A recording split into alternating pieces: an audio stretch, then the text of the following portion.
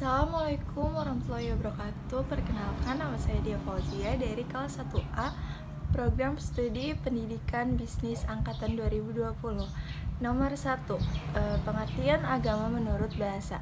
Pengertian agama menurut bahasa berasal dari bahasa Sanskerta, yaitu dari a berarti tidak dan gama berarti kacau. Jadi agama berarti tidak kacau atau teratur. Dengan demikian, agama adalah aturan yang mengatur manusia agar kehidupannya menjadi teratur dan tidak kacau. Pengertian agama menurut istilah, secara terminologis, pengertian agama di kalangan para ahli juga berbeda-beda, tergantung dari sudut pandang dan perspektif. Yang pertama, contohnya ada Surjono Sukanto. Pengertian agama ada 3 macam, yaitu 1. Kepercayaan pada hal spiritual, 2. Perangkat kepercayaan dan praktik-praktik spiritual yang dianggap sebagai tujuan tersendiri, dan ideologi mengenai hal-hal yang bersifat supranatural. Terakhir, pengertian agama di kalangan ulama. Contohnya ada Dr. Mukti Ali. Agama adalah kepercayaan akan adanya Tuhan yang Maha Esa dan hukum yang diwahyukan kepada utusannya untuk kebahagiaan hidup manusia di dunia dan di akhirat.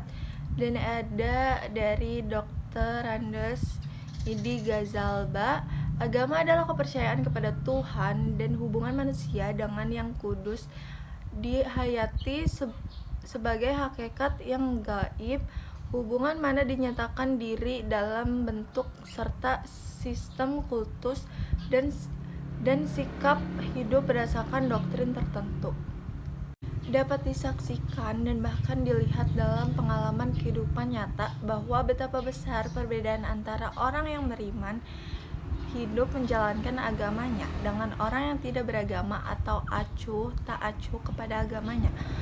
Pada raut wajah orang yang hidup dengan berpegang teguh dengan keyakinan agamanya terlihat ketentraman pada batinnya, pada hatinya, sikap selalu tenang, mereka tidak merasa gelisah atau cemas, kelakuan dan perbuatannya tidak yang menyengsarakan atau menyusahkan orang lain. Lain halnya dengan orang yang hidupnya terlepas dari ikatan agama. Mereka biasanya mudah terganggu oleh kegoncangan atau suasana galau yang senantiasa menghiasi pikiran dan perasaannya. Perhatiannya hanya tertuju pada diri dan golongannya. Maka pengaruh agama dalam kehidupan individu adalah memberi kemantapan batin, rasa bahagia, rasa terlindung, rasa sukses, dan rasa puas. Perasaan positif ini lebih lanjut akan menjadi pendorong untuk berbuat. Agama dalam kehidupan individu selain menjadi motivasi dan nilai etik, juga merupakan harapan. Agama berpengaruh sebagai motivasi dalam mendorong individu untuk melakukan sesuatu atau suatu aktivitas, karena perbuatan yang dilakukan dengan latar belakang keyakinan agama dinilai mempunyai unsur kesucian serta ketaatan. Keterkaitan ini akan memberi pengaruh diri seseorang untuk berbuat sesuatu. Nomor 2, Islam adalah agama wahyu yang diturunkan oleh Allah Subhanahu wa Ta'ala melalui perantaraan seorang nabi atau rasul, dan terakhir melalui perantaraan Nabi Muhammad SAW. Hakikat agama Islam sejak Nabi Adam hingga nabi terakhir adalah sama karena bersumber dari sumber yang sama, yakni Allah Subhanahu wa Ta'ala.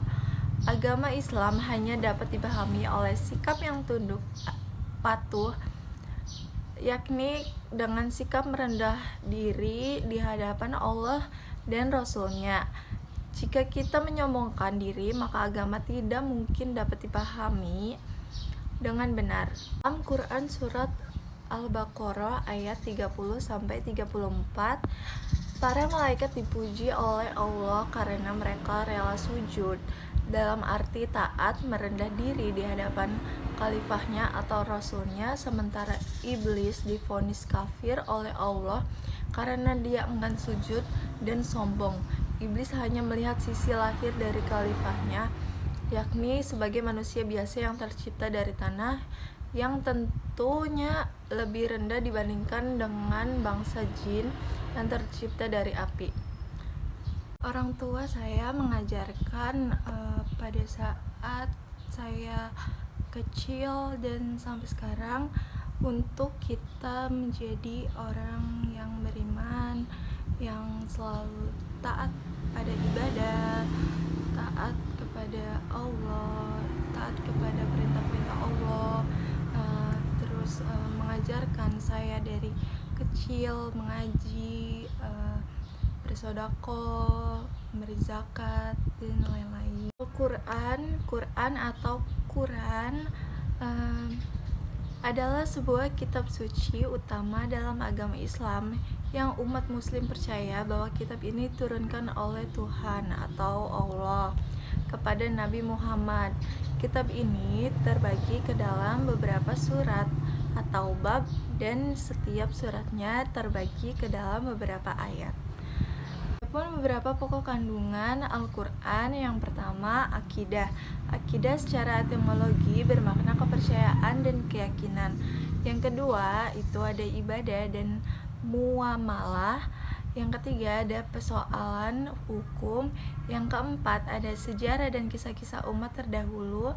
Yang kelima, ada rujukan ilmu pengetahuan dan teknologi.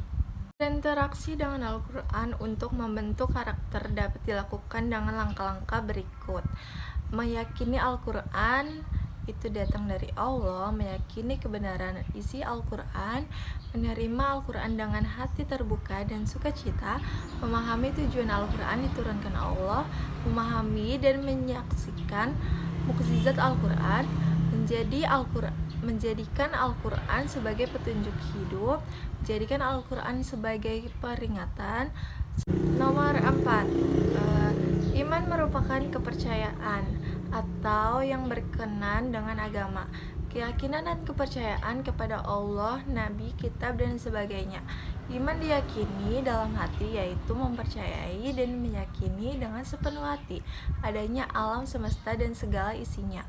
Contoh dari cabang iman itu ada beberapa contoh yang akan saya sebutkan. Yang pertama itu ada haji, berpuasa, menunaikan zakat, bersuci dan menjaga dan memperhatikan wudhu, menjaga dan memperhatikan sholat, menyebarkan dan mengajarkan ilmu kepada orang lain, mengagungkan Al-Quran, berpuasa, menjaga wilayah perbatasan di jalan Allah. Sekian dari saya atas menjawab soal UTS Pendidikan Agama Islam. Wassalamualaikum warahmatullahi wabarakatuh.